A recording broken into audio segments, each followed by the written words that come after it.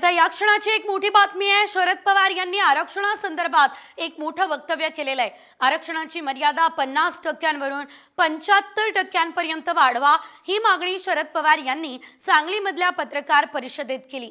केंद्र सरकारने पुढाकार घेऊन आरक्षणाची मर्यादा वाढवण्यासाठी विधेयक आणावं, आम्ही सगळे पाठिंबा देऊ ही भूमिका मांडली आहे। तर मराठा आरक्षणासोबत अन्य जे समाज आरक्षणाची मागणी करतायत त्यांनाही आरक्षण मिळावं आणि ते देखील कुणाच्याही आरक्षणाला धक्का लावू नये ही भूमिका असल्याचं त्यांनी म्हटलंय।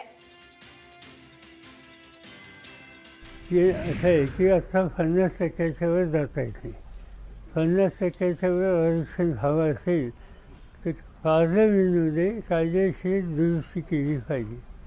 काय हरकत आहे दुरुस्ती करायला? आता 50%पर्यंत आरक्षण आहे, जाऊया 75%पर्यंत। एक काळ असा होता की तामिळनाडू राज्यामध्ये आरक्षण हे जवळपास 78%पर्यंत होतं। मराठ्यांना आधी ओबीसीतूनच आरक्षण द्या, नंतर काय मर्यादा वाढवायची ती वाढवा ही प्रतिक्रिया जरांगे पाटलांनी शरद पवार यांच्या विधानावर दिली आहे। अगोदर आम्हाला 50%च्या आत 27% आरक्षणात घ्यावं लागणार,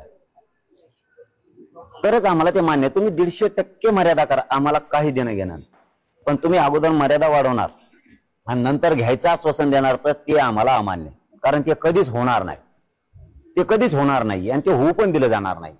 त्याच्यासाठी आम्हाला अगोदर 27% आरक्षणात 50%च्या आत ओबीसी आरक्षणात घ्या आणि तुम्हाला मर्यादा वाढायची तर आम्हाला संख्येच्या प्रमाणात आरक्षण पाहिजे।